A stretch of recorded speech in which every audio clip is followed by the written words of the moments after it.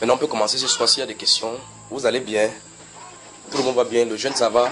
Les conducteurs ici, vous ne finissez pas le 31. Nous, ensemble, moi avec vous, on va finir le 3. Donc, les conducteurs, ceux qui ne sont pas là, avertissez-les. On va finir ensemble le 3. Et après le 31, vous et moi, vous allez voir Dieu. Je vous le dis. Je vous promets. Vous ne voulez pas, il va prendre vos mains, il va vous utiliser. Et je vais vous rencontrer. Il faut qu'on s'asseye ensemble, on prie durant ces jours-là. Vous suivez? Vous suivez? Donc, pour les conducteurs, ça ne finit pas le 31. Le 31, les autres, le premier, vous pouvez manger. Donc, c'est jusqu'au 3. On va s'asseoir, on va causer, on va prier. On va prier.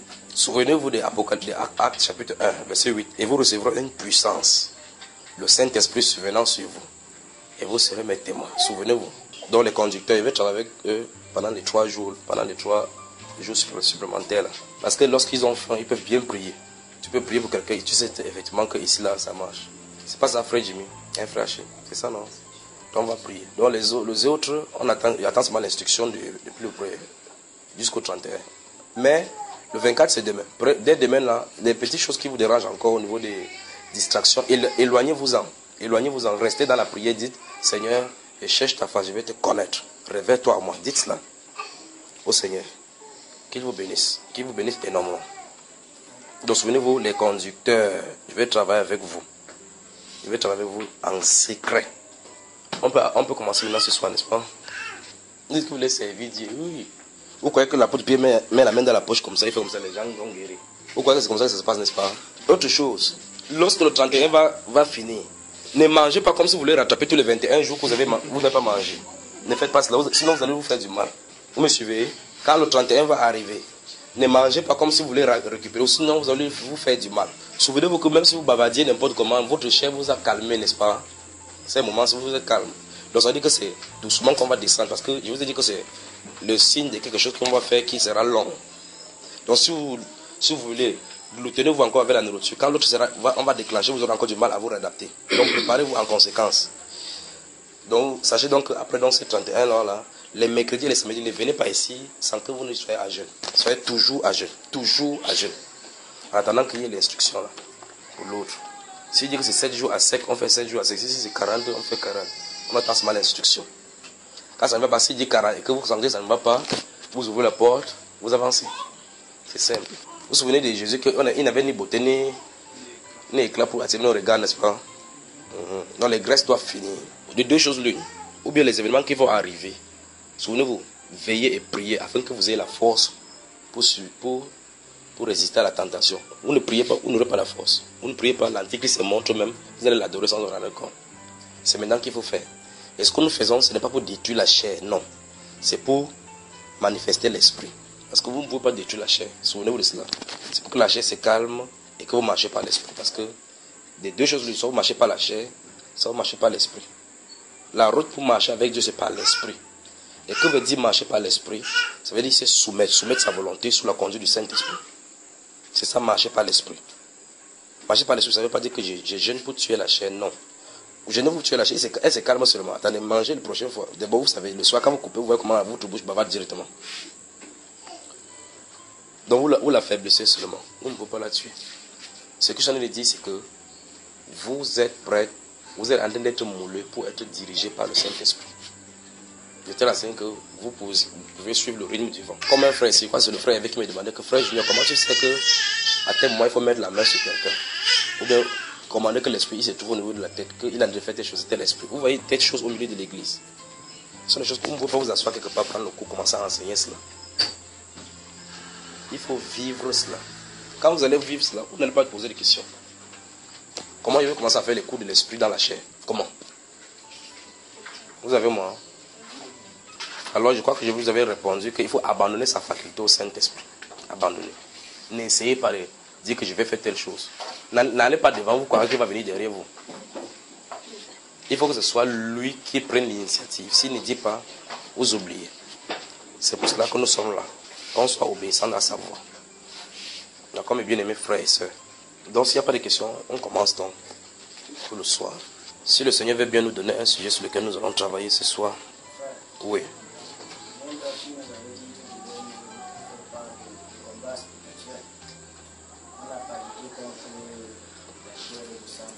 c'est le briefing que je viens de parler comme ça, frère Haché.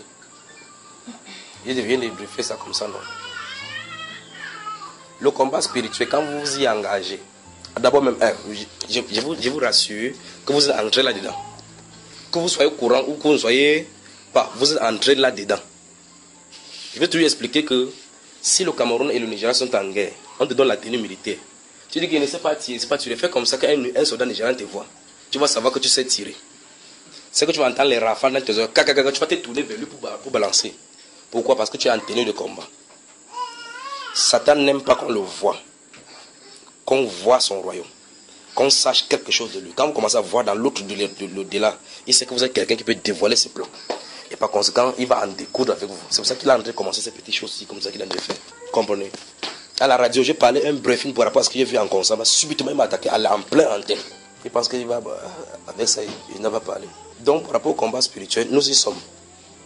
Quand vous dites, par exemple, quand je dis l'arme de destruction massive, silencieuse et efficace de Satan, c'est la distraction.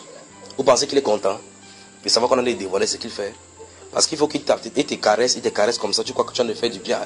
Mais que Dieu vienne dévoiler cela. Faites attention, quittez cette voie-ci. Satan n'est pas content parce qu'il sait que les gens sont de quitter sa main. Et par conséquent, il va traiter avec la personne qui vient de faire cela. Vous suivez? Maintenant, que dire? Lorsque Dieu va commencer à vous montrer des visions en disant que dans ta famille il y a telle chose, dans ta famille il y a telle chose, les gens même de ta famille, il va les dresser contre toi.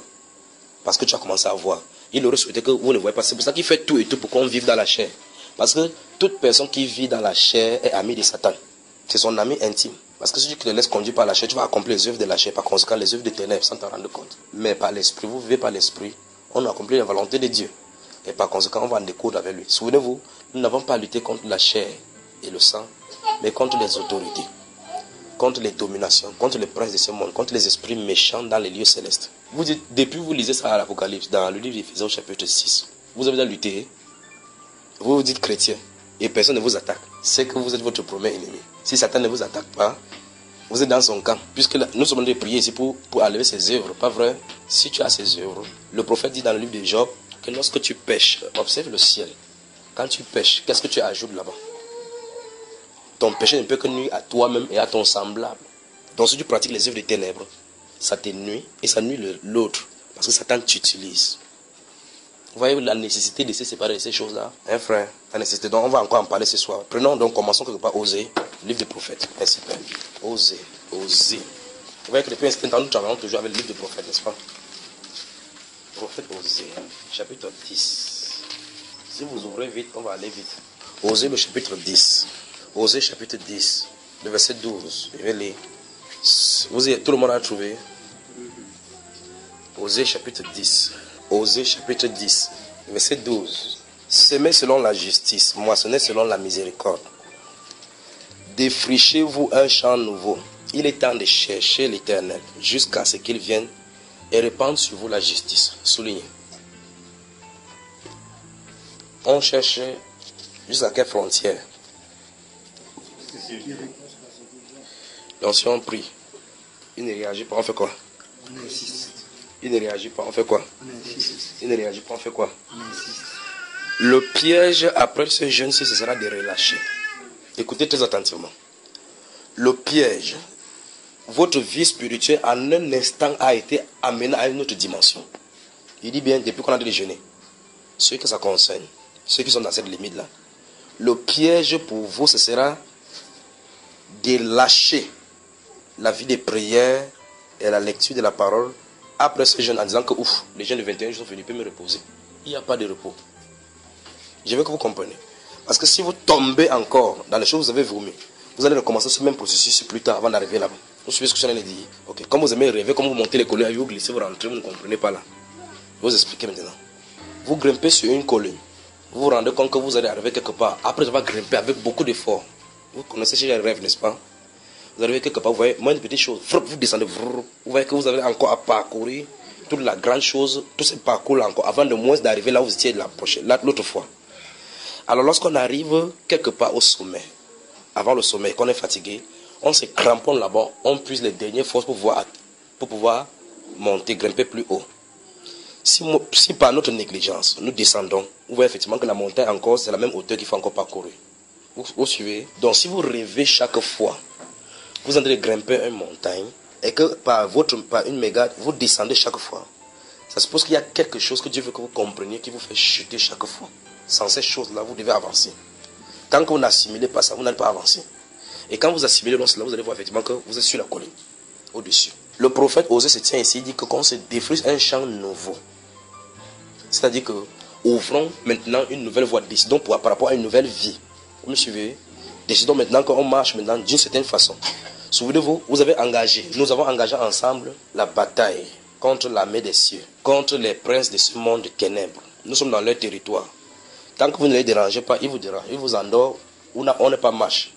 Mais on est obligé de les pousser à régulariser et revoir leurs effectifs. Parce que lorsque nous gênons seulement sur le terrain, que nous prenons seulement le temps de jeûne, ils s'organisent en haut pour vous dire que la bataille, c'est ce qui est grave sur la terre. Le seul fait qu'on s'aventure dans le jeûne. Vous restez tranquille comme ça là. Vous voyez la télévision en voyant le match. Il dit qu'il voit notre coupe. 2 continents du ciel là, s'ils discutent là-bas. Ils jouent, vous êtes content pour eux. Non, non, non, peuple de Dieu, non. Nous devons quitter cette voie-là et comprendre que nous n'avons pas ici sur la terre des cités permanentes. Que nous avons à lutter, nous avons une bataille. Il y a une marche. Il y a une marche. Et dans cette marche, il y a une démarche. Une façon de vivre qui ne doit pas être conventionnelle. Ça ne doit pas être conventionnel. Ça ne doit pas être un style de vie de ce monde-ci. Ce sont les mises à part qui vivent ce genre de vie. Ce style de vie, c'est sanctifier, nettoyer des choses de ce monde-ci. Tout ce qui porte au plaisir de ce monde-ci sont totalement coupés. Ça doit être coupé. Si ce n'est pas coupé, il va vous tenir. Satan va tenir. Vous suivez? Ça doit être ainsi. Si ce n'est pas ainsi, oubliez. Vous pouvez aller en bataille contre Satan, vous utilisez ces armes. Vous pouvez par exemple aller prêcher la parole et vous vivez dans le mensonge. Vous ne pouvez pas. Vous êtes chez Satan. Vous pouvez passer le temps à mentir. Et la Bible déclare que ayez à vos reins la vérité pour ceinture. Voilà l'une des armes. Ce n'est pas que prenez le sang et le feu de Dieu. Qu'on ne vous trompe pas, ce n'est pas une arme. On n'a pas dit que le sang c'est une arme. On n'a pas dit que le feu c'est une arme. On n'a pas dit ça dans la Bible. Vous comprenez? Ayez à vos reins la vérité pour ceinture. Là, quand vous dites la vérité, le monde de ténèbres est hors d'état de nuit. C'est ça. C'est la vérité qui traite avec eux. Pas que je crache le feu. Tu es le dragon. Il boit le sang. Ouah, ouah, ouah. Tu es le sorcier maintenant. Eux, ils boivent le sang. Tu bois le sang. D'accord? La peur maintenant fait que je m'imbibe, je plonge dans le sang. Tu fais comme si tu sais nager. Que je nage dans le sang de Jésus. Arrêtons cela. La vie de sainteté. La vie de sainteté, de pureté de cœur, pousse à la nuée de Dieu de nous couvrir. Et par conséquent, à Satan de ne pas nous regarder en face. Il nous regarde comme il regarderait le Fils de l'homme. Parce qu'il sait que ceux-là sont les dangereux. N'avançons pas vers les ténèbres avec les puissances des ténèbres en nous et avec nous. Si vous marchez dans le mensonge, arrêtez. Il y a 2 choses l'une. Ou vous arrêtez de marcher dans la vérité, c'est-à-dire que ne vous trompez pas en disant que vous allez vivre la parole. Allez chez Satan, faites ce que vous avez à faire. Si vous voulez marcher dans la vérité, sachez que c'est la vérité et rien que la vérité. Même si ça va vous coûter la vie, même si ça va coûter la vie à quelqu'un, ça doit être la vérité. Il dit défrichez-vous un champ nouveau, semez la justice émotionnelle selon la miséricorde. C'est ce qu'il a dit le prophète, n'est-ce pas? Puis il dit cherchez l'Éternel jusqu'à ce qu'il vienne et qu'il répande sur vous sa justice. C'est ce qui est écrit. Donc il faut qu'on le cherche jusqu'à il approuve que vous êtes justifié. Vous entendez ça? Après cette étape-là, c'est l'étape du scellement. Je ne sais pas si vous me comprenez.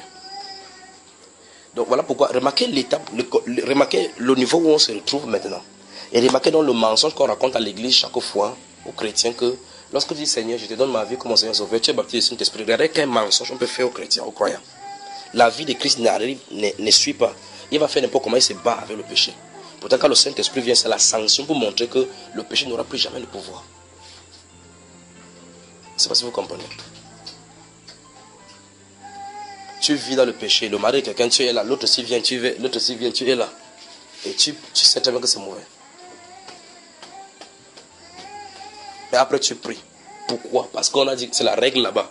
Dieu va comprendre. Il ne tolère pas le péché. Souvenez-vous de ce qu'on a lu ici la dernière fois, dans Psaume chapitre 5 et Psaume 11, le verset 5. Il dit qu'il hait ceux qui commettent l'iniquité. Ce qu'on a lu la dernière fois, n'est-ce pas? Dans Proverbe chapitre 8, le verset 35, il dit que j'aime ceux qui m'aiment. On a trompé les gens que non, Dieu aime le pécheur, c'est le péché qu'il n'aime pas. Comment vous allez séparer le péché du péché? Il va frapper le péché, laisser le pécheur. Il a dit qu'il hait ceux qui commettent l'iniquité.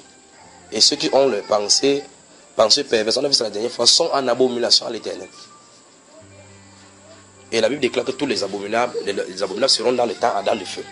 Et on a dû tromper les chrétiens en disant que si tu vis dans le péché, il n'y a pas de problème. Dieu va comprendre. Donc, vous pensez que Dieu va dire que non, tu as quand même commis seulement deux. L'autre aussi, c'est sang. Sang va là-bas et ceci. On dit c'est sans tache, ni ride, ni rien de semblable. C'est le niveau du standard demandé à l'église. Vous me suivez? Défrichez-vous un champ nouveau. Lorsqu'on défriche un champ nouveau, lorsque c'est un nouveau champ et qu'il faut défricher, ça suppose que la terre est fertile. Les herbes coupent cela pour qu'on puisse s'aimer.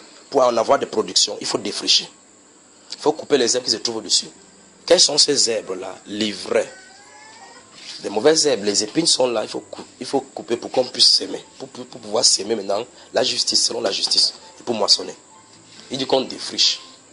Donc le rôle de défricher, c'est à nous. C'est-à-dire, examinez vos cœurs pour voir effectivement les impuretés qui y sont. C'est ce que le prophète a dit. Vous suivez? On peut passer quelques examens maintenant à la revue. Donc, souvenez-vous, l'autre fois, il avait dit que quand le frère a posé les questions sur Jean, chapitre 13, verset 33, 35, c'était ça. Par rapport à l'amour, je t'ai dit, ce frère qui est à côté de toi, tu l'aimes? Tu as dit, je ne l'aime pas. Et je vous ai dit, 2 commandements disent, comme étant les résumés de la Bible. Tu aimeras le Seigneur de tout ton cœur, de toute ta force, de tout ton âme, de tout ton esprit. Et puis tu aimeras ton prochain comme toi-même. La Bible déclare que de ces 2 commandements dépendent de la loi. Donc tout, c'est le socle là-bas. J'ai dit, laissons pour Dieu. Vérifions pour aime ton prochain comme toi-même. Examinons donc la Bible. Et passons notre cœur à la revue. La Bible déclare, pourvoyez aux besoins des saints. Est-ce que vous pourvoyez aux besoins des saints? C'est ce que la Bible déclare. La Bible dit, pourvoyez. Pourvoyez, ça veut dire que donnez le nécessaire aux saints. Vous le faites, il va entendre à haute voix. Non. Voilà. On est dans les problèmes. Donc, prochaine étape, samedi, Dieu voulant, on va parler de cesser la désobéissance manifeste à la parole. Lorsqu'on parle de désobéissance chaque fois, c'est vrai que l'aspect du péché, la fornication, là, c'est plus grave. Mais il y a l'amour doit être manifesté. C'est l'un des domaines. Lorsqu'on doit quitter le péché, la première étape, c'est au niveau de l'amour. Parce que sans l'amour, la puissance ne peut pas marcher. Je vous ai dit, c'est le signe. Il ne peut pas marcher en dehors de l'amour. Parce que l'apôtre Paul a dit que je vais vous montrer une voie par excellence pour les dons spirituels. La voie par excellence, c'est quoi? C'est l'amour. C'est ça. Je vous montrerai la voie par excellence. La voie par excellence, pour hériter de ces choses-là, c'est par l'amour. D'accord? Et nous avons vu ces jours-là ici, Actes chapitre 4, verset 30 et suivant, où la Bible déclare une grande grâce demeurait sur eux tous, parce que vous vous souvenez de ça, n'est-ce pas? Donc le prophète dit ici que défrichez-vous un champ nouveau. Il dit qu'on cherche Dieu jusqu'à ce qu'il se retrouve. Jusqu'à ce qu'il se trouve. Donc jusqu'à ce qu'il se trouve. Donc tant qu'il ne s'est pas retrouvé, on n'a pas eu le but, on n'arrête pas. C'est pour ça qu'il dit, gardez-vous d'être piégé que le 31, vous dites, ouf, c'est terminé. C'est un style de vie. C'est un style de vie désormais que vous avez engagé. Lorsqu'il a été dit, séparez-vous de tout ce que vous êtes conscient qui vous sépare de Dieu. Ça ne veut pas dire que durant ce moment de jeûne, séparez-vous de cela. Par la suite, après le jeûne, prenez cela. Vous comprenez cela? Il faut s'en séparer. Ça doit être un style de vie. Un peu comme vous savez tout naturellement, quand vous vous levez le matin, vous brossez les dents. Sans que personne ne soit plus derrière vous dire que allez vous faire brosser les dents. Vous devez savoir que c'est comme ça normalement. Chapitre 14. De ce livre d'Osée. Prophète Osée. Souvenez-vous de ce qu'il dit pour ces frères que j'ai vus dans le songe ce matin ici. Ce n'est pas le songe. Nous étions en vision, en prière, à 3, à 5 heures. Et puis je l'ai vu affiché là. Il est attaché. Et ceci, c'est lamentable. Je n'ai pas dit que c'est une femme, j'ai dit que c'est un frère. Osée chapitre 14. Donc si vous voulez jouer n'importe quoi là, jouez n'importe quoi. Ce qui est bon, c'est que je suis en train de prêcher comme ça. La trompette sort en haut là, j'ai pas tiré. Osée chapitre 14. J'ai pas tiré. Israël, reviens à l'Éternel ton Dieu, car tu es tombé par ton iniquité. Verset 2.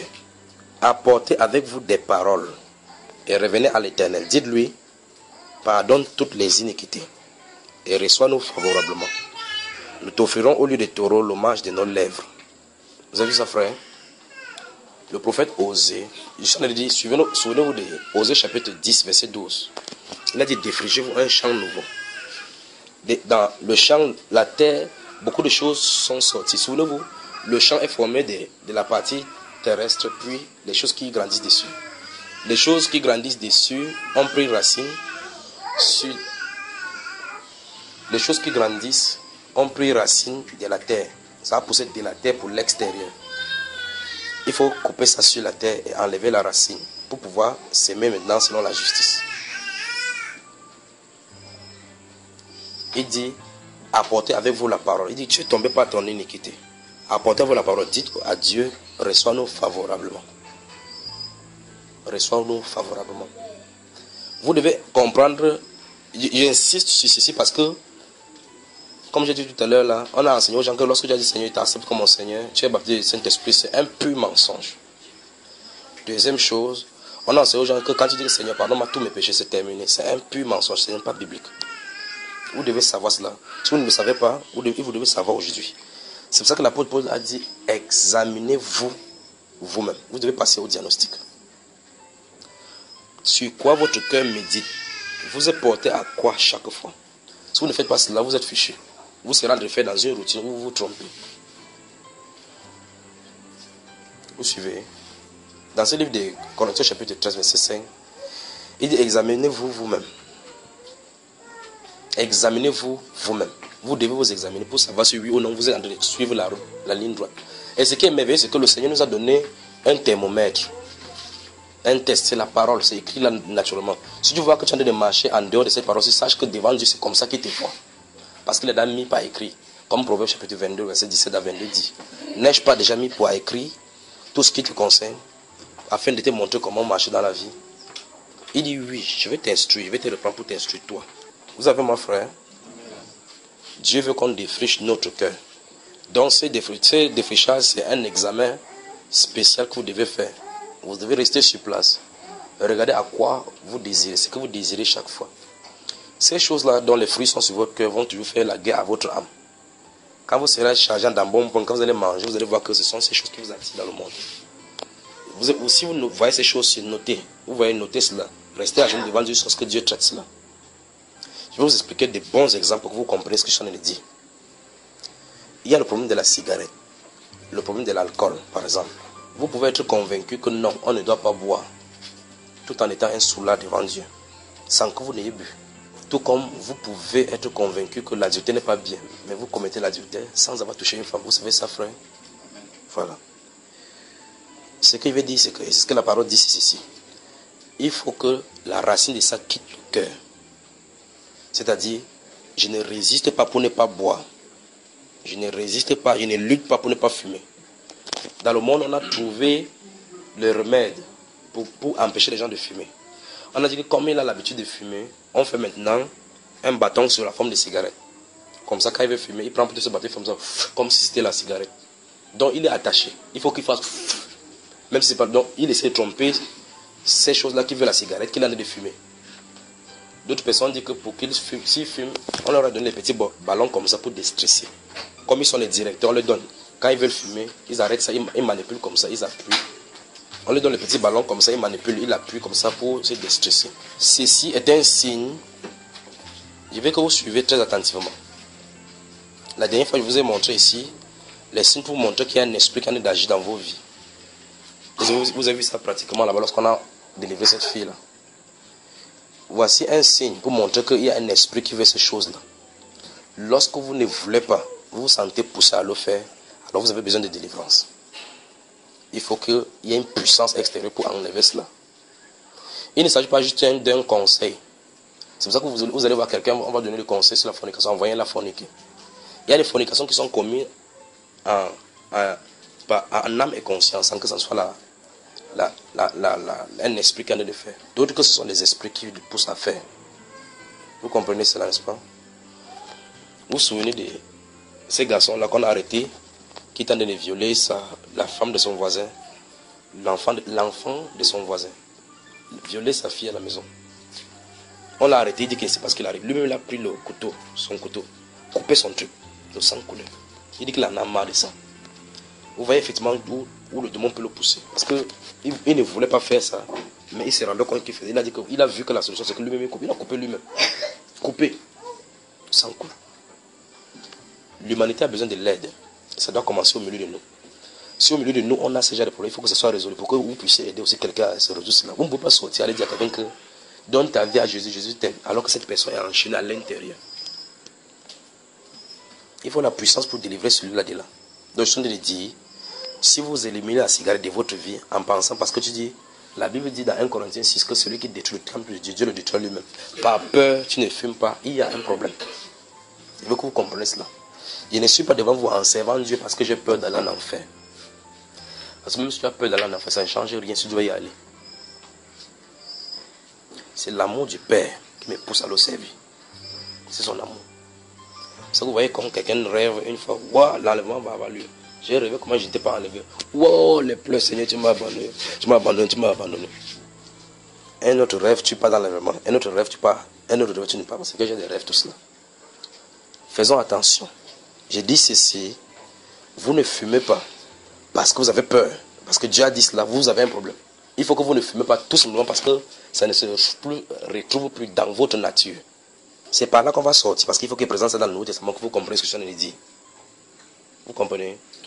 Déjà, si vous lisez Romains chapitre 7, vous allez voir l'apôtre Paul parlant de ces choses, cette bivalence entre l'homme qui veut faire la loi de Dieu, et se trouve emprisonné. Dans Romains chapitre 7, vous connaissez ça, n'est-ce pas? Il dit, misérable que je suis. Je prends plaisir selon l'homme intérieur, pour la loi de Dieu. Mais je trouve dans mes membres une autre loi qui lui est contraire. Donc, je vais faire du bien. Le mal est attaché à moi. Il dit, misérable que je suis. Qui me délivrera de ce corps de mort? Vous avez vu le mot, n'est-ce pas? Qui me délivrera? Il faut quelqu'un de l'extérieur pour venir le faire. Donc, il dit, il y a donc deux lois en lui. La loi de son entendement veut obéir à Dieu. Et il y a une autre loi. Tu dois faire le mal. Je vais faire n'importe quoi qui est bien. Même si je fais ce bien, le mal doit être attaché là-bas. À moins que ces deux ne soient séparés. Pour que tu commences à servir selon l'esprit, tu es dans le péché. C'est là où la majorité des êtres humains se trouve. La seule et unique solution, c'est le baptême du Saint-Esprit. Il n'y a pas de deux façons.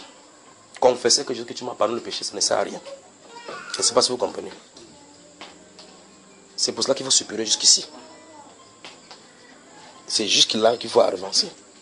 Sinon, tu vas jeûner. Tu peux jeûner 100 jours. Tu dis que tu ne sens plus les sensations. Vous savez que l'escargot fuit souvent, il entre dans sa coquille, frère. Juste ce que vous pouvez botter ça, vous ne rencontrez pas. Il ferme même lave la blanche pour fermer. Il dit qu'il n'y a personne là-dedans. À un moment donné, vous voyez quelqu'un sort sa tête comme ça là. Vous comprenez? La nature intrinsèque, ce que vous appelez la nature animale, les animosités à l'intérieur, on doit en être délivré. Si on n'est pas délivré, ils sont dormantes. Et donc, des bombes potentielles qui puissent exploser. Il faut en être délivré. Je suis en train de dire ici parce que nous sommes devant le Seigneur. Que nous allions devant lui. Parce que quand on dit, vous dites, un jour j'ai prié que le Seigneur pardonne-moi, pourquoi ça ne marche pas? Je veux que vous fassiez attention. Allez devant Dieu jusqu'à ce que vous sachiez que c'est fini. C'est-à-dire, quelqu'un de boire devant toi. Tu n'avales pas la salée. Il faut dire que, comme il boit, il faut qu'il tourne les yeux comme ça. Parce que Heisenberg, je suis tentation. Vous savez, il y a un garçon qui, un jour, je suis allé chez eux prêcher. J'ai prêché, je ne sais pas pourquoi j'ai pris le proverbe là. J'ai prêché. Pour lui, c'était le vin. J'ai prêché. Je ne sais pas de soi là. Il était invité à un mariage à Bonaveri. C'est lui qui vient encore le lendemain me raconter. Il dit que toi, tu vas toujours juger les gens. Il dit, qu'est-ce que j'ai fait? Il dit, ce que tu m'as dit hier, c'est ce que j'ai vécu. Il allait au mariage là, on l'a mis que dans le table VIP. Vous savez, les VIP, on met les bons verres là. Les verres qui sont stylés.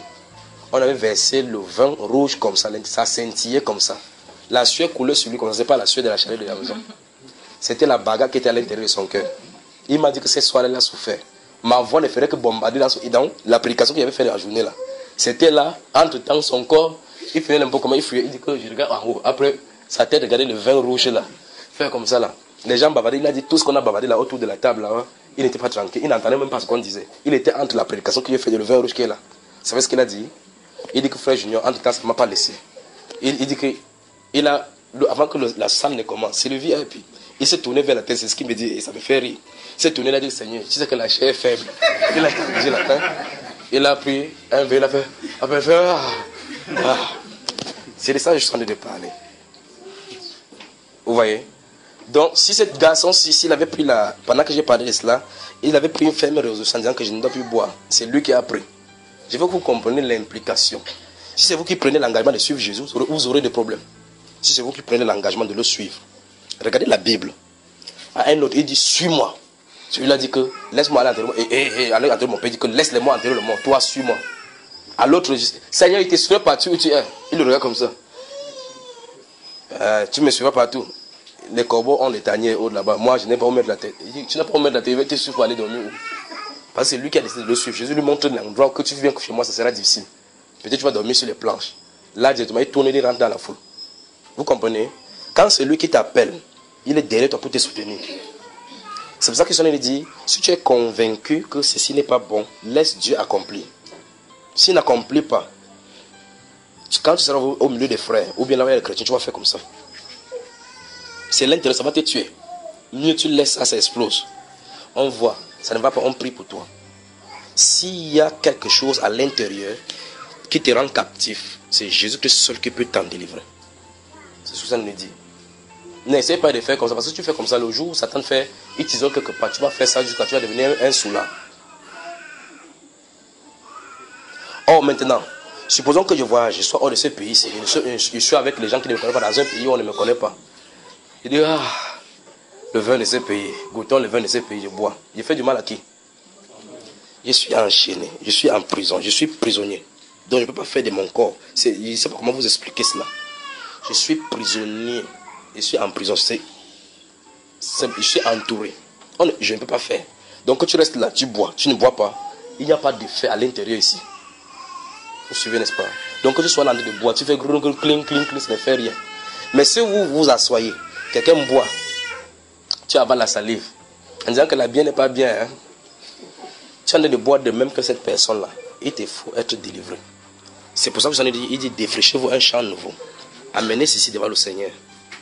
Il dit que nous avons commis les iniquités, comme il a dit dans Osée chapitre 14, verset 1 et 2. Il dit, venez avec la parole. L'apôtre Paul a dit cela dans Romains chapitre 7. Il a dit, qui me délivrerait de ce corps de mort? Parce qu'il s'est rendu compte que quand il voulait faire quelque chose de bien, le mal était toujours là. Beaucoup se trouvent dans cette cas-là. Tu voudras faire du bien. Tu sors que, ok, je vais lire la Bible ce matin-ci. Te voilà dans la maison de PlayStation. Ton pied t'a entraîné. Tu dis, qu'est-ce qu'il fait ici? Même étant là-bas, tu as de faire quelque chose de mauvais. Tu sais que tu as de faire quelque chose de mauvais. Et tu ne peux pas t'en échapper. Quand vous êtes dans cet état-ci, c'est le moment de crier à Dieu. Ne quittez pas devant le Seigneur s'il n'a pas résolu cela. S'il résout cela, la PlayStation sera devant vous. La télévision sera devant vous. Ça ne vous fera absolument rien. Vous suivez? Je peux avancer. Joël chapitre 1. Prophète. Avancez tout juste le livre qui touche avant. Après Osée là. Donc il faut qu'on sorte dans la prière. On sort. Donc il a décidé d'en découdre avec moi parce qu'il dit pourquoi il vous montre toutes ces choses ici. On ne peut pas faire autrement. Vous allez servir le Seigneur. Donc ou bien vous voulez servir le Seigneur comme il se doit, ou vous ne servez pas. Vous ne pouvez pas servir, vous partez. Les gens qui veulent servir le Seigneur de la bonne façon sont des combattants. À l'église de Laodicée, au chapitre 3, le verset 20, il a dit à celui qui vaincra, je le ferai asseoir sur mon trône. Donc lorsqu'on vainc ici sur la terre, c'est l'enlèvement qui va avoir lieu. Ok. Osée chapitre 1. Joël chapitre 1, pardon. Le verset 13 et suivant. Regardez. Joël chapitre 1, verset 13 à 14. Sacrificateurs, saignez-vous et pleurez. Lamentez-vous, serviteurs de l'autel. Venez, passez la nuit revêtis de sacs, serviteurs de mon Dieu. Car les offrandes et libations ont disparu de la maison de votre Dieu. Verset 14. Publiez un jeûne, une convocation solennelle. Publiez un jeûne, une convocation solennelle. Assemblez les vieillards, tous les habitants du pays dans la maison de l'Éternel, votre Dieu, et criez à l'Éternel. Vous avez vu cela? Donc quand vous vous réunissez ici, criez devant le Seigneur. Souvenez-vous de ce qu'on a lu une des fois ici dans le livre de Jérémie chapitre 5, verset 20 et suivant. Il a dit, Dieu a des semaines qui sont destinées pour la moisson. Dans ce Jérémie chapitre 5 qu'on avait lu. Il dit, c'est à cause de nos iniquités que cette dispensation n'ont pas lieu. On a lu ça ici, n'est-ce pas? Des grandes choses sont promises à l'église. Il a dit les portes de ce jeu de monde ne prévaudront point contre elle. Mais nous voici, nous avons admis que nous traitons les œuvres des ténèbres. Donc, Satan domine sur nous. Mais l'église Seigneur Jésus n'est pas comme ça. Si on veut intégrer là-bas à l'intérieur, on est des combattants. Ce qui fait dire que lorsqu'on se réunit, il faut qu'on prie à Dieu. Seigneur, nous voulons voir les manifestations les mêmes telles que les apôtres au milieu de nous. Pas seulement au milieu de nous, parce qu'à prier, ce n'est pas seulement pour vous. Il y a des frères qui surprient dans le monde entier. Les chrétiens qui sont partout, qui sont d'attendre la volonté du Seigneur pour eux.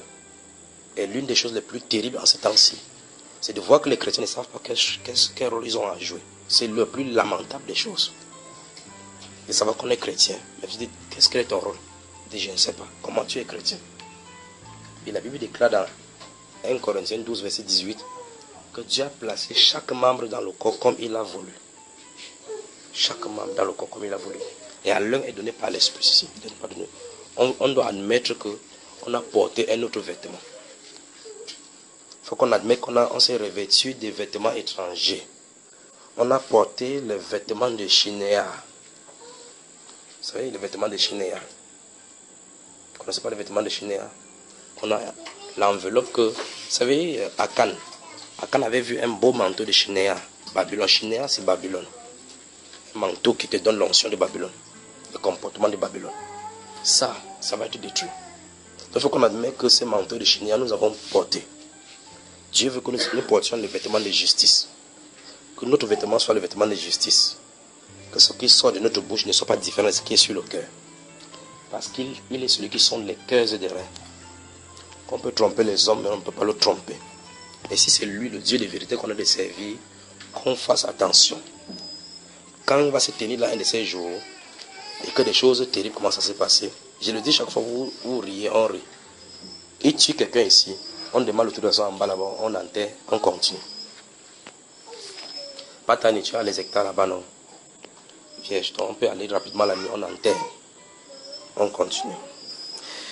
Il dit dans ces Joël chapitre 1 verset 13, donc prenez garde de qui on est de vouloir. La dernière dispensation de son esprit n'a pas besoin de l'erreur. C'est elle qui sera prête pour entrer. Il n'y a pas de mixité entre elle et le monde. C'est une séparation, l'une des séparations qui doit être tracée. Donc qui veut aller loin avec l'Esprit de Dieu, ménage dès à présent maintenant, se prépare et se sépare du monde. Il dit que les sacrificateurs se saignent, qu'on vient, qu'on crie à Dieu. Chapitre 2 de ce même livre. Vous l'avez moi. Chapitre 2, versets 12 à 17. Donc frère, passons notre cœur en revue.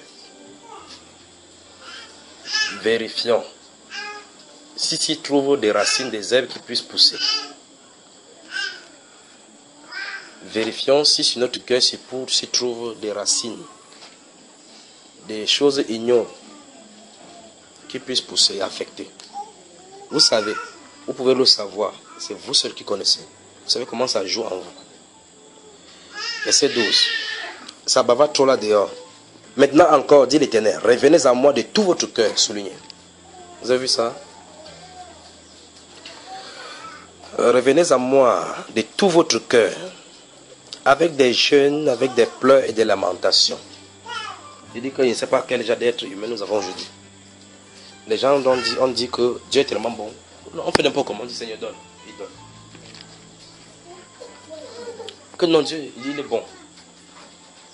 La Bible dit qu'on considère la bonté et la sévérité de Dieu. Je vais seulement m'atteler à suivre ses ordres, à faire comme il dit que je fasse. Ceux qui sont concernés vont suivre comme il dit. Il dit maintenant encore, dit l'Éternel, revenez à moi de tout votre cœur. Vous avez vu tout votre cœur? Chaque fois, quand Dieu veut parler à l'homme, quand l'homme veut renouer ses contacts avec le Seigneur, Dieu ne passe pas par 4 chemins. C'est la totalité des cœurs à lui. Ça ne doit pas être départagé. Je crois que depuis que nous sommes traversés, c'est ça qu'on est en train de voir. Tout le cœur doit être à Dieu. Une fois de plus, c'est à vous de vous examiner. Dans quel plan mon cœur n'est pas à Dieu? Sur quel plan mon cœur n'est-il pas à Dieu? Vous me suivez? Déchirez vos cœurs et non vos vêtements. Voici pourquoi il a dit là dans le livre des prophètes. Je vous explique encore quelque chose. Je suis obligé de m'arrêter chaque fois pour vous bien expliquer cela, afin que vous ne confondez pas ceci, ce qu'on est en train de faire à la religion. Et pour cela, je dois prendre des exemples pour que vous me saisissiez. Si vous allez dans un endroit où on a construit la maison, vous voyez les tôles des maisons. Là où les tôles finissent, on met les égouts pour que la pluie tombe. Quand la pluie tombe, vous voyez au sol. Généralement, les gens, on cimente l'endroit où l'eau va circuler. Donc quand ça tombe du sol, ça tombe effectivement là-bas. Si vous remarquez bien, quand c'est une maison neuve, la première pluie tombe, vous allez voir sur le ciment, il n'y a rien. Deuxième pluie, troisième pluie, mais par la suite, vous allez voir maintenant distinctement les trous qui commencent à se former. Les trous là ne sont pas formés en un jour. Gardez ceci à l'esprit. Les trous ne se sont pas formés un seul jour.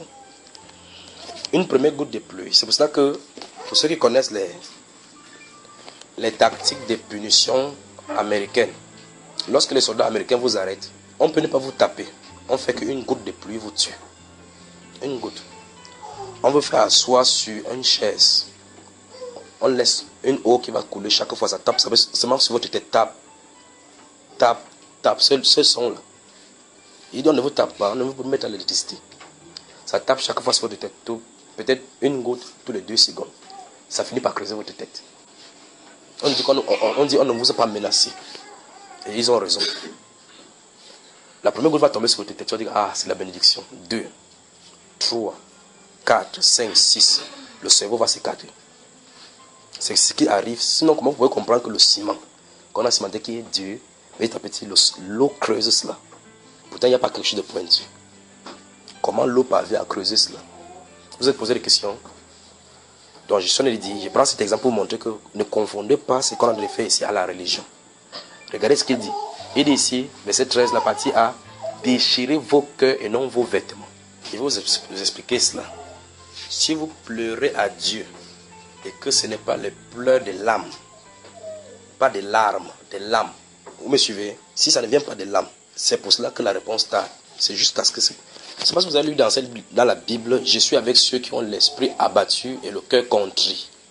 Vous avez déjà lu ça? Ok, c'est de ça dont le prophète en train de parler. Il faut que la goutte tombe. Ça tombe jusqu'à ce que l'âme en soit touchée. C'est pour ça qu'on va dire confessez vos péchés. Tu vas t'asseoir là, comme vous avez fait avant d'entrer dans la religion. Que Seigneur te demande pardon pour tous mes péchés. Tout ce que j'ai fait en Guinée équatoriale, au Gabon, partout, tout ce que j'ai fait là, tu connais ce que j'ai fait avec les frontières.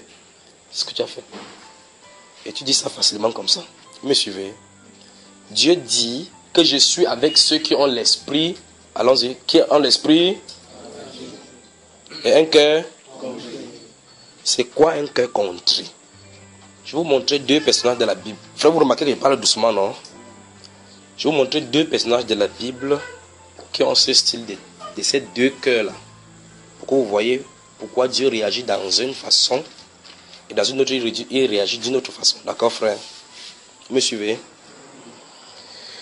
Il dit ici que déchirez vos cœurs. Ça ne veut pas dire que tu dis, ouais yo, Seigneur, il déchire mon cœur devant toi. Oh. C'est pas ça dont il est question. Le roi Saül et le roi David, je vais les prendre les 2 pour que vous compreniez. Dieu va dire à Saül d'aller dévouer par interdit les Amalécites. Dans 1 Samuel chapitre 15. Il va aller faire une partie de l'œuvre que Dieu lui a demandé de faire. Il va laisser les veaux gras pour le sacrifice. Dieu envoie le prophète Samuel là-bas pour dire pourquoi Samuel désobéit à ma parole. Le prophète s'adresse, vient devant lui. Quand un prophète vient devant toi, il dit, comment tu vas? Ce n'est pas ordinaire. Ce n'est pas ordinaire. Il ne casse pas l'os pour dire que bonjour, c'est pas comme ça. Il vient vers lui. Oh, sois béni du Seigneur. C'est lui qui court. Sois béni du Seigneur. J'ai accompli toute la parole de Dieu. Et Dieu vient de lui dire là-bas qu'il n'écoute pas sa voix. Il dit, tu as accompli toute la volonté de Dieu, oui. Quel est ce bêlement que j'entends? J'entends meurt. Il dit, ah oui. Comme on a vu les faux gras là, le peuple a retenu cela. Remarquez très bien que vous pouvez faire quelque chose pour Dieu sans que Dieu ne soit avec vous. Observez cet exemple. C'est sa volonté qu'on doit faire, même si ça ne nous plaît pas. Ils sont arrivés sur le champ. Ils ont dit, mais ce genre de bœuf, c'est bien pour notre Dieu, hein. Gardons ça pour lui. Ils ne savaient pas qu'il y avait ce genre de bœuf là-bas pour te demander d'aller tout tuer. Vous suivez, n'est-ce pas? Alors, remarquez bien, regardez la réaction. Le prophète vient de lui dire, tu as désobéi à Dieu, tu as péché contre Dieu. Vous avez vu la réaction de Saül? Il dit que, ok, comme tu n'as pas écouté la parole du Seigneur, Dieu aussi te rejette, car, verset 23, 1 Samuel chapitre 15, il dit que la désobéissance est aussi coupable que la divination. Regardez cela à l'esprit, parce qu'on va parler de cela, nous allons parler de l'amour là.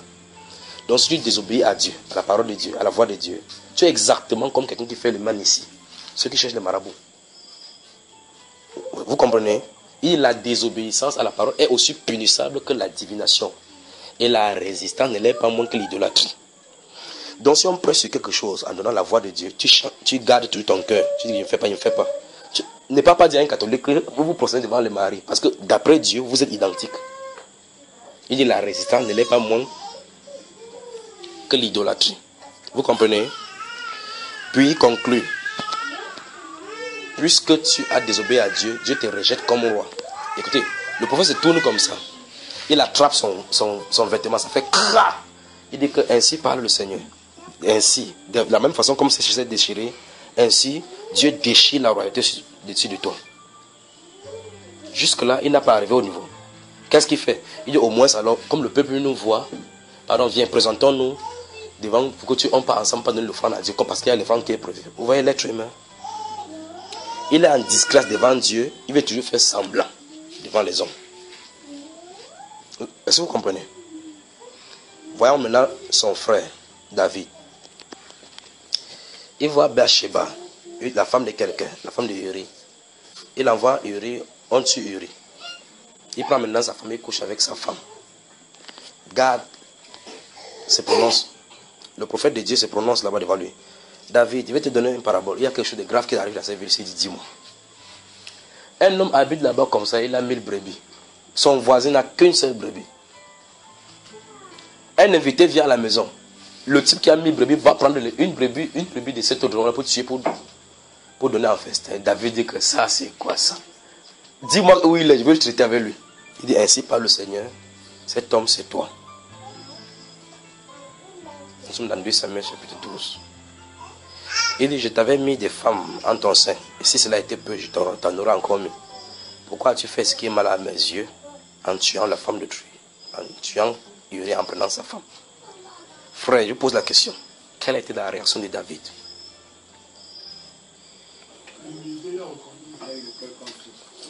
Qu'est-ce qu'il a fait?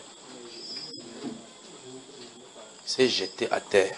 Il ne s'est plus levé là-bas jusqu'à ce que le problème soit réglé entre lui et Dieu. Voilà la vraie repentance. Et vous voyez effectivement, c'est à ce moment-là que le psaume 51 lui est venu. Il dit, je suis né tout dans le péché. Purifie-moi, lave-moi que je sois pur. Et justement, quand Dieu l'a lavé, il n'a plus jamais commis ça. Pas vrai, frère? Donc, le problème a été réglé.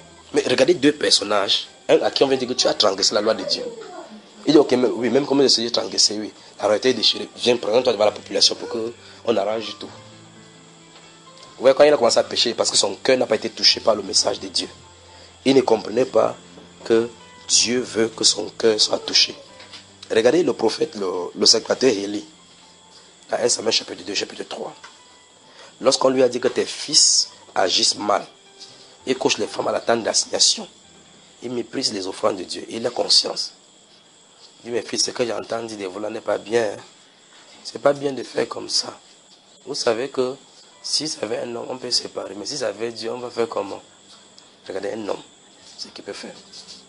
Un conducteur. Dieu a dit que je vais te traiter.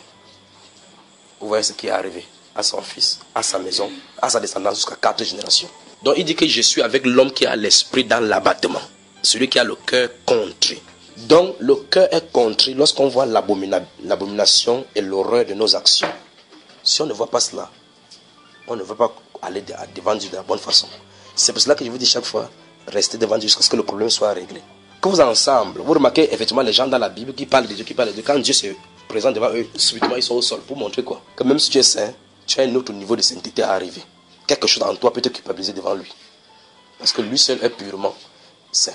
Vous saisissez ça? Alors, vous vous dites, quand j'ai donné ma vie à Jésus, confesser mes péchés. Pourquoi faut-il encore confesser? C'est lui qui a dit à Apocalypse que son ministère, c'est le ministère de la repentance. Il dit, aie donc du zèle et repens-toi. Je reprends et je châtie ceux qui j'aime. Aie donc du zèle et repens-toi. À celui qui vaincra, je le ferai asseoir, se montrant comme moi-même j'ai vaincu et je me suis assis avec mon Père sur son trône. Que ceux qui ont les oreilles entendent ce que l'Esprit dit aux églises. Vous avez lu ça dans votre Bible, Apocalypse chapitre 3, le verset 14 à 22. Donc, sans un cœur contrit, sans un esprit brisé, vous ne pouvez pas avancer dans la repentance, comme il a dit là. Et c'est ça le déchirement du cœur. Ce déchirement du cœur fait de telle enseigne que je fais tout, j'ai dit je vais doucement pour que vous ayez saisi. De telle enseigne que si votre cœur est déchiré par rapport à une situation, vous n'avez pas besoin d'être à genoux chaque fois pour prier pour que ça soit là. Ça va être dans votre esprit. C'est comme si ce sujet-là vous hantait. Vous avez toujours pris l'exemple de quelqu'un qui va aller passer, ceux qui font le visa pour voyager. Quand on vous dit que votre interview c'est 2 jours, c'est ça qui va passer votre esprit, pas vrai frère? Si on dit que vous allez aller prendre l'entretien de l'embauche pour un travail, les 3 derniers jours de cela, c'est ça qui sera dans votre esprit, parce qu'il va falloir que vous vous arrangez, mettre les petits pas dans les grands, pour pouvoir aller faire ces choses-là. Et ça envahit toutes nos pensées. De telle façon qu'on peut même déjà voir dans les songes les jurys qui seront là. Voir les questions dans notre songe, même si ce n'est pas ça qui arrive. Parce que par suite des méditations, notre esprit conçoit toutes ces choses-là. Alors quand quelqu'un a un cœur contrit, un esprit dans l'abattement, l'amertume est dans l'âme. Je vous donne un dernier exemple que vous saisissez. Si vous lisez le livre de 1 Samuel chapitre 2, chapitre 1 et chapitre 2, il y a l'histoire d'une femme là-bas qu'on appelle Anne, la mère de ce prophète dont je venais de parler, le prophète Samuel. Elle était stérile. Elle montait chaque année à Silo pour faire le monde. Parce que c'est à Silo que Dieu s'est manifesté. Elle partait chaque année. Elle rentre. L'enfant n'entre pas. Elle va chaque année. Elle rentre.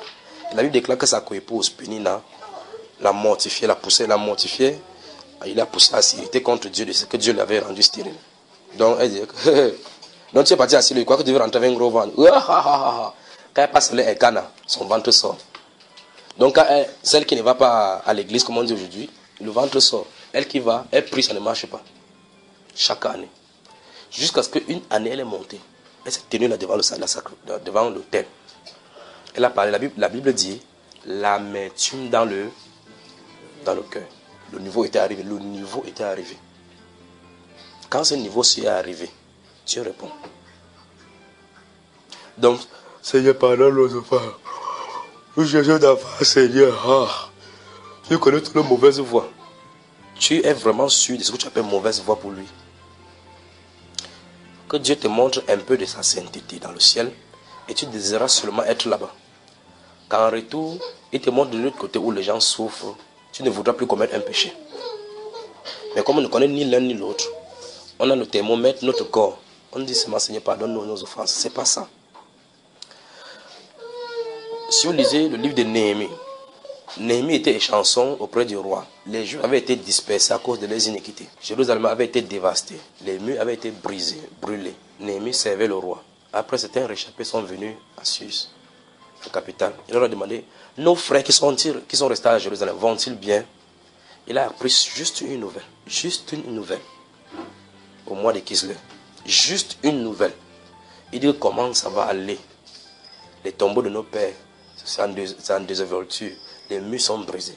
Quand il a entendu ça, il n'était plus même à l'intérieur. Vous avez vu cela, frère? Néhémie chapitre 1.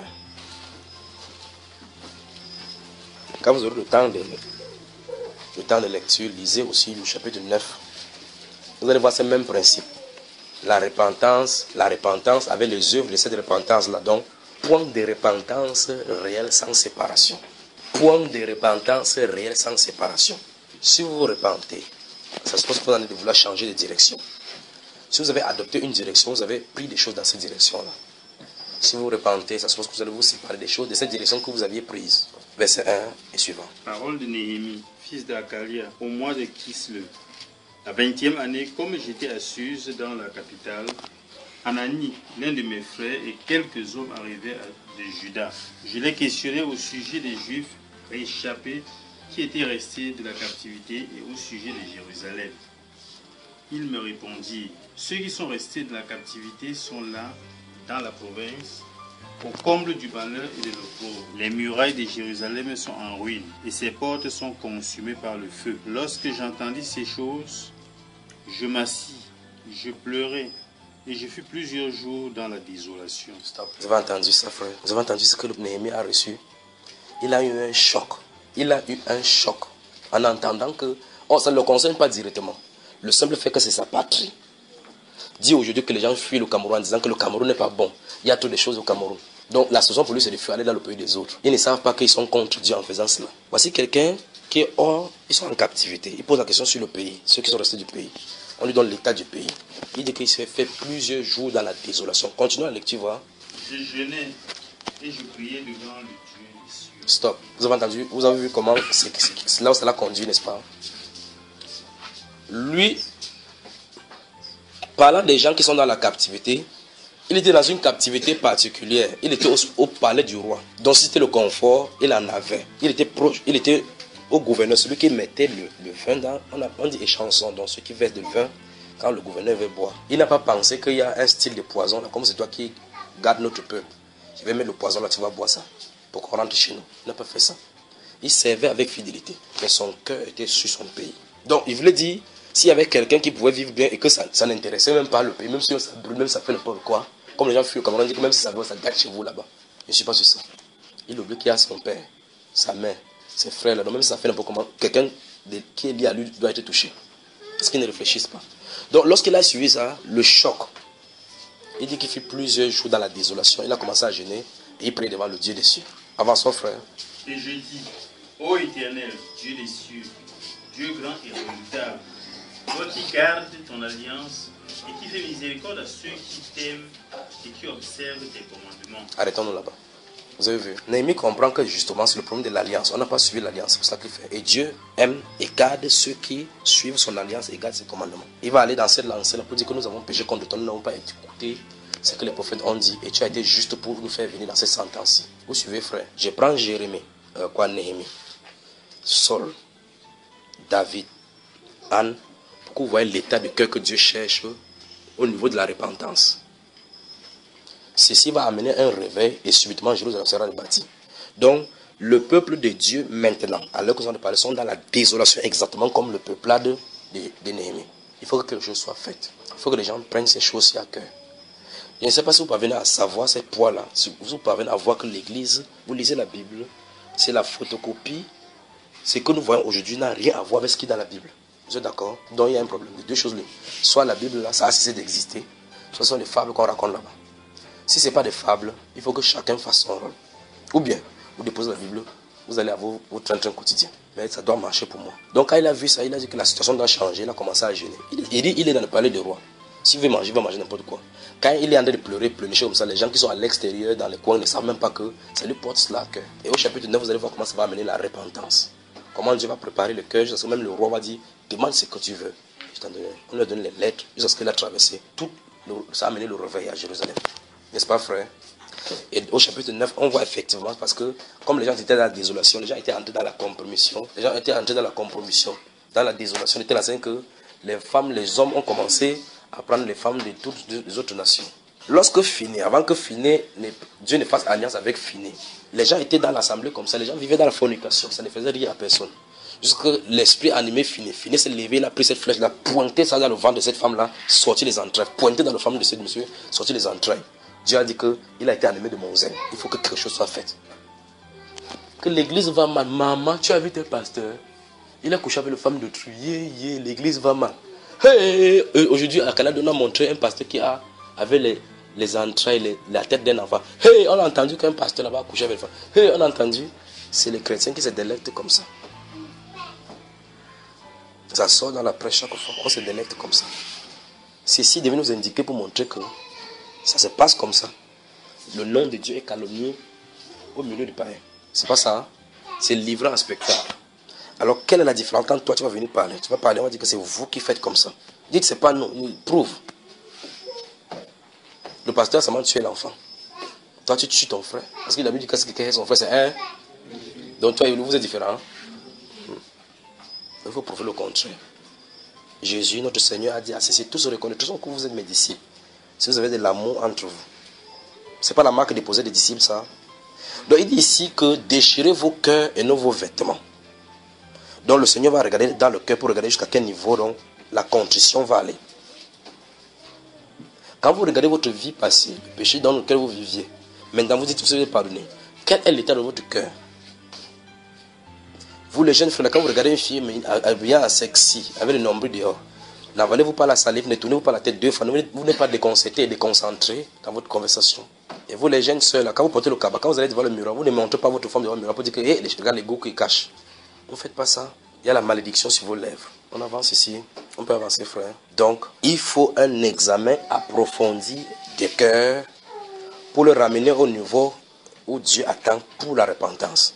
Vous suivez? Vous suivez? Lorsque ce niveau-là est atteint, vous allez avoir l'amertume dans l'âme. Lorsque ce niveau-là est atteint, ne croyez pas comme Dieu n'agit pas comme on fait ceci, il n'agit. Job chapitre 35, prenons cela. Job, vous êtes dans Néhémie, c'est tout juste à côté là. Ne pensez pas que je vais vous laisser tranquille. Ne vous laisserez pas tranquille. Vous me fuyez. Je sais où vous êtes, je vais venir. Donc, vous allez entendre seulement que ça. J'ai dit quel livre? Ok, Job. Job, chapitre 35. Vous y êtes déjà, n'est-ce pas? Le verset 11 et suivant. On avance. Prenons à partir du verset 12 même. On a beau crier alors, Dieu ne répond pas. À cause de l'orgueil des méchants. C'est en vain que l'on crie, Dieu n'écoute pas. Le Tout-Puissant n'y a point égard.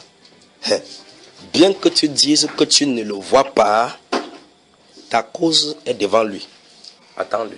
Mais parce que sa colère ne sévit point encore, ce n'est pas à dire qu'il ait peu de soucis du crime.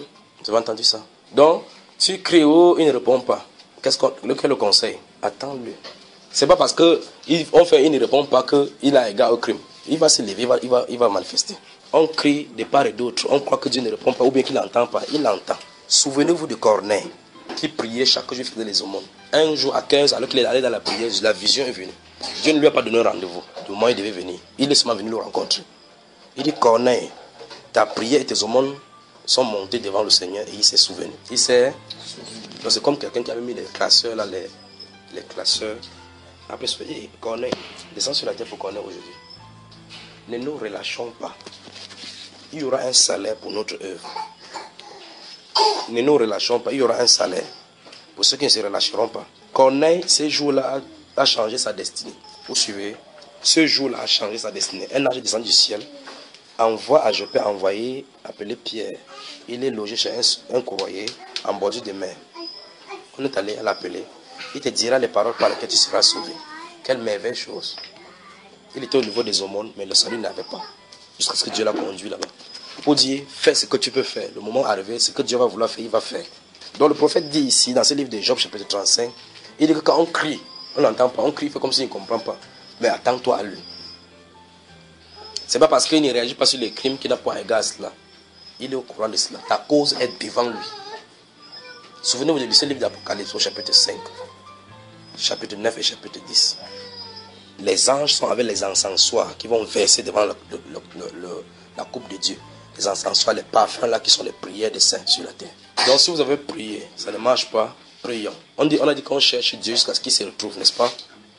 Vous êtes d'accord avec moi? Donc ce soir, il veut que vous sortiez avec ceci. Il faut que nous allions devant Dieu de la bonne façon. Que nous examinions nos vies pour voir vraiment quelles bêtises nous avions commises. Très souvent, nous racontons nos exploits de la vie passée en ricanant comme si c'était des jeux. C'est-à-dire que si c'était à recommencer, tu recommencerais. Mais l'apôtre Paul lui dit, quels fruits portiez-vous alors? Les fruits que quand vous rougissez maintenant à y penser, n'est-ce pas? Vous devez rougir à y penser. Comment j'ai pu faire comme ça? C'est-à-dire que si on pouvait faire le passé, revenir au passé, vous devez éviter cette voie-là. Mais on raconte aujourd'hui comme si c'était à recommencer, comme si c'était un exploit. Sortons donc avec là où ça va nous conduire au sujet des prières. Romains chapitre 6. Souvenez-vous de ce que le prophète a dit au chapitre 10, verset 12 de Osée. Défrichez-vous un champ nouveau. Cherchez l'Éternel jusqu'à ce qu'il vienne. Souvenez-vous de 2 Chroniques chapitre 7, verset 14. Si mon peuple aussi qui est invoqué mon nom s'humilie, prie, cherche ma face, se détourne de ses mauvaises voies. Du haut des cieux, je l'exaucerai. Priez. Humilier, c'est si mon peuple qui a invoqué mon nom, il a invoqué ce nous sommes les chrétiens. Si on s'humilie, c'est le jeune dont on parle. Prie, nous sommes en train de prier. Cherche sa face, on a de chercher sa face. Mais si le dernier élément-ci se détourne de ses mauvaises voies, si on ne se détourne pas, la prière va durer. Souvenez-vous de Zacharie chapitre 7. Ils ont envoyé Selatiel aller consulter les prophètes Pour dire que faut-il encore qu'on jeûne encore le jeûne de 6e mois, puis le 7e mois, le 5e mois et le 7e mois. Et c'est depuis des années, Dieu a dit que lorsque vous avez mangé, vous mangez pour qui? Et lorsque vous avez jeûné, n'est-ce pas pour vous? Il dit que vous avez jeûné comme ça pendant 70 ans. Ils ont fait 70 ans de jeûne, Dieu ne répondait pas. Gardez cela à l'esprit. 70 ans de jeûne. Dieu n'a pas répondu. Jusqu'à la 70e année, il dit qu'en fait, le problème c'est que vous jeûnez, vous ne faisiez pas la justice. Donc c'était la grève de faim. Imaginez quelqu'un qui jeûnait depuis 70 ans, on veut lui dire qu'en fait, tu ne jeûnes pas pour Dieu. Il a regretté tous ces ndolés et des bongos qui n'a pas mangé. Donc jeûnons de la bonne façon. Si mon peuple, ce qui invoquait mon nom, s'humilie, prie, cherche ma face et se détourne de ses mauvaises voies, du haut des cieux, je l'exaucerai et je guérirai son pays. C'est ce qui est écrit, frère. Donc, n'oublions pas que si on a de jeûner, en priant, en cherchant la face de Dieu, là où Dieu nous attend, c'est se séparer de nos mauvaises voies. Parce que c'est cette voie-là qui fait qu'on suit d'autres voies au lieu de la voie de Dieu. Dieu veut que si on vient à lui, que le cœur soit tout entier. Il demande qu'on suive sa voie. On est d'accord? Donc, on doit rester dans le 4e point-ci, l'examen des voies. C'est ça. C'est ça qui est le cheval de bataille. Romains chapitre 6, lisons à partir du verset 10. Passe avec ton binocle, tu pourras lire. Oui. Tu es sûr? Amen. Allons-y à la haute voix. Car il est mort, et c'est pour le péché qu'il est mort une fois pour toujours. Il est revenu à la vie, et c'est pour Dieu qu'il vit. Ainsi vous-même, regardez-vous comme mort au péché, et comme vivant pour Dieu en Jésus-Christ. Arrêtons d'abord. Vous avez compris ce que le Saint-Esprit a dit là? Amen. On dit que le Seigneur Jésus est mort une fois pour toutes. Et c'est pour le péché qu'il est mort, et qu'il est ressuscité pour vivre pour Dieu. Et il dit maintenant, vous, de votre côté, nous, les chrétiens, qu'on se considère aussi comme mort au péché. Parce qu'un corps qui est mort, lorsqu'on poursuit dans la règle de la justice humaine, l'une des choses qui peuvent arrêter la poursuite judiciaire, c'est le décès. Si quelqu'un meurt, vous le poursuivez pour meurtre. Si meurt, vous allez encore le poursuivre. Donc celui qui est mort, on ne peut plus le condamner. Donc on dit que comme Christ est mort pour le péché, vous de même, regardez vous-même comme mort au péché. Remarquez bien qu'on n'a pas dit, regardez-vous comme mort pour le péché. Mort au péché.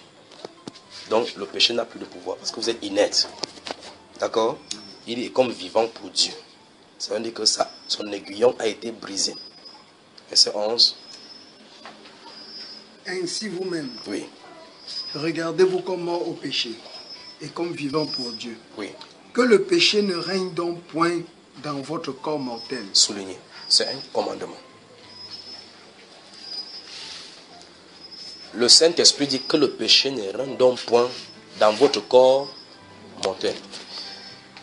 C'est-à-dire que le péché ne gouverne pas votre vie, qui ne domine pas notre vie. Après il dit Et n'obéissez pas à ses convoitises.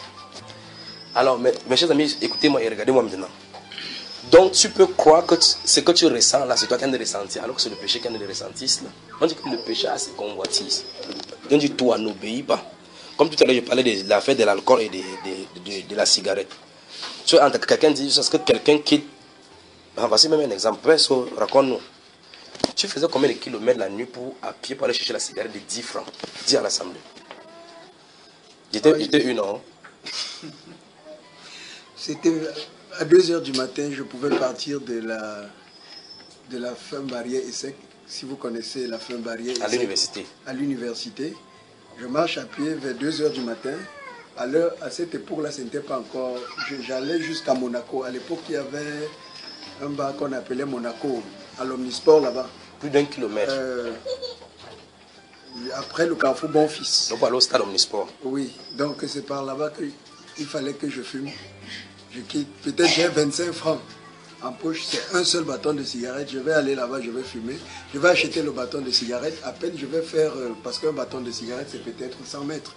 En faisant les 100 mètres, le bâton de cigarette sera fini et puis je vais rentrer encore à la maison bredouille. Mais bon. Ouais, comment l'être humain peut être esclave?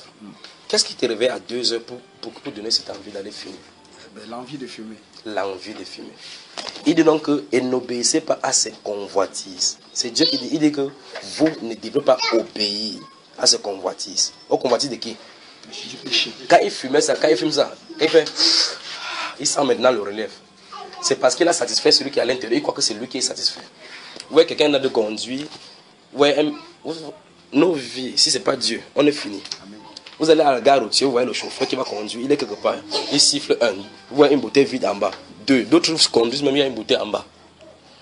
Tu dis que le test d'alcool, vous avez l'alcool test. Si on fait ça, tu ne dois pas bien voir. Il dit non. C'est quand il boit comme ça qu'il est éveillé. Donc normalement on boit trop, on est flou, lui boit, il est clair. Alors il satisfait qui? Vous voyez? Donc voici quelqu'un qui quitte 2 heures. Donc il est en train de dormir. Subitement il se lève à 2 heures. Il y a des gens qui dorment et qu'à la nuit ils se lèvent, ils font des choses sans se rendre compte qu'ils ont fait ces choses, ils vont encore dormir. Si vous mettez la caméra, ça filme la personne, ou bien si vous dites à la personne le matin que tu t'es levé, tu as dit t'es chaud, il ne doit pas comprendre. Voici là ce qui montre que la personne est en captivité. Vous suivez? Alors maintenant, comment c'est fini la cigarette là? Ben, c'est fini tout, donc c'est fini tout seul. Quand j'ai même eu envie de le faire, si je ne l'ai plus fait. Et bon, quand j'ai reçu le Seigneur Jésus-Christ, oui. Et j'ai souvent l'habitude de lire que c'est là-bas que j'ai compris le sens de la phrase qui dit que je suis l'agneau de Dieu qui ôte le péché du monde. Amen. Parce que véritablement, j'ai senti mon péché être ôté au point que même quand j'en avais envie, 7 fois-là par moi-même, finalement, je ne parvenais plus à le Donc même si tu avais 10 francs, quand quelqu'un fumait à côté de toi, qu'est-ce que quand tu vois, tu ne réussis pas, tu ne dis pas que ne me regarde pas, ne me regarde pas. Des fois, je demande à mon épouse que, mais attends, c'est comme ça que j'étais hier. C'est ici. Donc vous voyez effectivement que comprenant ces choses-là, vous devez comprendre. C'est pour cela qu'il vous dit, si vous n'avez pas compris ces petits principes dans l'évangile, vous allez voir quelqu'un dire qui est en train de boire sa bière tranquillement. Il dit que arrête de boire. Hein. Comment il va arrêter? Comment il va arrêter? Vous voyez un prostitué qui danse sur les bateaux, elle arrête le bateau, elle danse. Avec les fesses comme elle danse, quand elle danse comme ça, on met les billets de 500. Tu dis arrête de faire ça. Elle te pose la question, j'arrête de faire, tu me donnes l'argent. Tu vas lui donner. C'est la possession. Quelque chose est en train de se délecter de cette énergie-là. Mais comme c'est dans ton corps, tu es en train de souiller ton corps parce qu'il ne faut pas qu'on soit en communion avec eux. Parce qu'on est en communion avec eux, on est en train de souiller notre être. C'est à ce sens qu'on sera punis. Vous suivez? Donc vous rencontrez quelqu'un qui a fumé, il dit que non, laisse, fume. Tu fumes comme ça, ça va te tuer. Mais il connaît, puisque c'est écrit à côté, le tabac nuit gravement à la santé. L'autre fume comme ça, il fait bah, bah, bah. Avec le reste, bah, bah, bah. Vous venez chez le cardiologue qui fait les diagnostics. Il a toujours des photos derrière lui avec les dents qui sont concassées. Les dents noires à part suite de la nicotine. Le poumon, le pancréas, tout ce qui arrive. Il vous dit, monsieur là, c'est dangereux pour vous. Quand il enlève la blouse, tu le vois rentrer comme ça. Lui qui a étudié ça, et qui a les images de ça, et qui conseille, il fume. La captivité. L'humanité est en captivité. Dans la Bible déclare ici donc, et n'obéissez pas à ces convoitises. N'obéissez pas. Donc, Dieu nous dit ici, nous renseigne ici que le chrétien a le pouvoir de dire non au péché et que ça s'arrête. Si seulement on comprend ceci, ça commence à marcher. Dieu vient de nous enseigner là que nous avons, depuis que Christ est mort et ressuscité pour nous, il a réglé le problème du péché. Nous pouvons dire non au péché. Avant qu'il ne fût là, avant qu'il ne soit mort, on ne pouvait pas le faire. Parce que le péché était emprisonné dans la chair, était condamné à vivre ainsi. Mais il est venu, il a réglé le problème. Donc il a payé le salaire nécessaire pour le rachat par rapport à ce péché. L'agneau de Dieu qui ôte, enlève le péché du monde. Continuons. Ne livrez pas vos membres au péché comme des instruments d'iniquité. Stop. Vous avez entendu? Amen. Qui livre? Nous-mêmes. Qui livre ses membres? Donc le rôle c'est entre les mains de qui? Nous-mêmes. Donc si nous péchons, nous voulons. C'est ce que Dieu a dit. Si quelqu'un pêche maintenant, c'est qu'il... Parce que si on prêche la Bible, tu connais encore que nous sommes encore plus avertis, parce que nous sommes sanctifiés. La Bible déclare dans Jean 15, verset 7, que déjà vous êtes, verset 3, déjà vous êtes purs à cause de la parole que vous avez écoutée. D'écouter la parole comme ça, de rentrer encore dans la souillure, c'est terrible. Il dit, déjà vous êtes purs à cause de la parole que vous avez écoutée. La parole sort, ça purifie, ça nettoie quoi. Et maintenant ici il dit quoi? Ne livrez pas vos membres au péché. Donc s'il dit ne livrez pas, vous avez la possibilité de ne pas livrer. Comment Christ peut se tenir là-bas et dire qui parmi vous me convaincra du péché? Comment vous pouvez me pousser le péché? D'abord, je vous pose la question. Parmi vous ici, quand on distribue la bouillie, c'est parmi vous qui ne boivent pas la bouillie, pas vrai? Si on prépare vous savez, les escargots là, on met là, il y a une personne qui va dire je ne mange pas, non? Quand vous ne mangez pas, est-ce qu'on force que ça entre dans votre bouche? N'est-ce pas, vous avez décidé que vous ne mangez pas, vous ne mangez pas, vous pouvez le faire pour le péché. Continuons, frère. Mais donnez-vous vous-même à Dieu. Stoppons là-bas. Vous avez vu? Il dit donnez-vous vous-même à Dieu. Ceci montre que les chrétiens peuvent vivre leur vie de chrétienté sans soumettre leur vie totale à la volonté souveraine de Dieu. Si on a de donner encore l'injonction aux chrétiens de dire donne-toi toi-même à Dieu. C'est parce qu'il avait conservé certaines choses pour lui-même. Et le Saint-Esprit a de nous expliquer ici qu'il y a deux natures, deux endroits où on peut livrer le corps. Soit au péché, et si on livre au péché, on est son esclave. Soit à Dieu, on est son esclave aussi dans la justice. Dans l'un ou dans l'autre, tu es esclave. Il dit, ne vous livrez pas ici au péché. Donnez-vous vous-même à Dieu. Gardez ceci à l'esprit. La conséquence, c'est que si vous donnez vous-même à Dieu, il commence à vous mouler comme il veut. Il fait de votre vie ce qu'il veut. Il débarrasse ce qu'il veut, celui ou ce qu'il veut débarrasser. Il place ce qu'il voudra.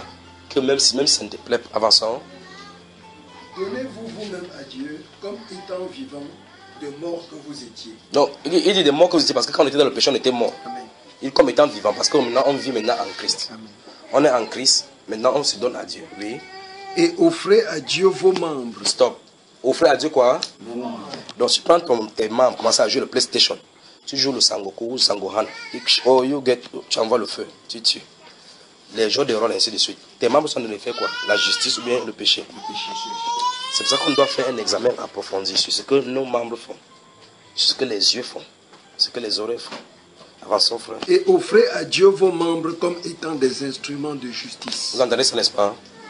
Souvenez-vous de ce qu'on a lu dans le livre des prophètes. Défichez-vous un sang nouveau. S'aimer la justice, mentionner la miséricorde. Recherchez l'éternel jusqu'à ce qu'il vienne et qu'il quoi? Il répand sur nous quoi? La justice. Offrez vos membres comme des instruments de justice. Et vous ne pouvez pas dire à Dieu de faire ces choses si vous marchez dans le mensonge. Vous ne pouvez pas aller combattre Satan avec ses armes à lui. Oui, frère. Car le péché n'aura point de pouvoir sur vous. Vous avez entendu? Donc, le Saint-Esprit a déjà montré le secret, comment faire pour que le péché n'ait pas de pouvoir. Si vous voulez chercher un autre truc, vous croyez qu'en ayant une d'onction sur vous, le péché ne va pas venir. C'est la loi qui combat une loi, je vous ai toujours dit. Dans un tribunal, quelqu'un peut avoir tort. Son avocat le défend en présentant la loi, il sort vivre, il sort indemne. Parce qu'il a présenté les lois qui va l'innocenter. Ainsi en est-il de la loi du péché et de la loi de la vie. Pour que la loi du péché ne fonctionne pas, il faut présenter la loi de la vie. Il ne faut pas dire que je bagarre contre le péché. Dieu n'a pas donné le pouvoir à l'homme de bagarrer contre le péché. Il a dit qu'on doit en être libre. Donc il dit donc que le péché n'aura pas de pouvoir sur nous, n'est-ce pas? Puisque, allons-y. Puisque vous êtes non sous la loi, voilà. Mais sous la grâce. Parce que c'est la loi qui donnait la puissance au péché. Parce que c'est la loi qui donnait la puissance au péché pour nous soumettre à sa volonté. Maintenant, comme on est sous la grâce, il n'a pas accès à ces grâces-là. Par conséquent, c'est la miséricorde, l'heure de la miséricorde. Là où Dieu dit oui, tu as fait, il a fait cela, et le sang de Christ a lavé cela. Il peut avancer. On peut fermer la Bible maintenant et prier. Pendant que vous fermez la Bible, un autre verset me vient là. Ouvrez 1 Pierre chapitre 2, les versets 11 et 12, voir. Oh mon Dieu. Bataille.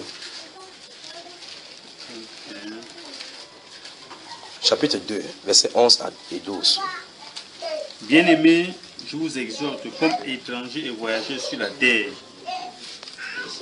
à vous abstenir des convoitises charnelles qui font la guerre à l'âme, et au milieu des païens une bonne conduite, afin que la même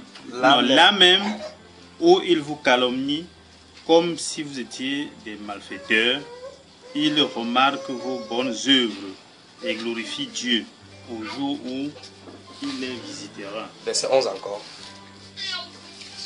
Bien-aimés, je vous exhorte, comme étrangers et voyageurs sur la terre, à vous abstenir des convoitises charnelles qui font la guerre à l'âme. Vous avez entendu? Première chose, qu'on se considère comme des voyageurs sur la terre. Est-ce que c'est comme ça que notre état de cœur est? Il dit, bien aimé, je vous exhorte, comme voyageurs sur la terre, à vous abstenir des convoitises charnelles qui font la guerre à l'âme. Donc on peut s'abstenir. On est d'accord? Maintenant on peut fermer la Bible et on prie. Les points de prière se trouvent dans ces 1 Pierre chapitre 2, versets 11 et 12, et Romains chapitre 6, versets 10 à 15 dont on a lu. Ne faites pas ceci, faites plutôt ceci. Ne faites pas ceci, faites plutôt ceci. Frère Achille, l'assemblée entre tes mains. Que Dieu te conduise et qu'il te bénisse. Qu'il vous bénisse. Qu'il vous bénisse.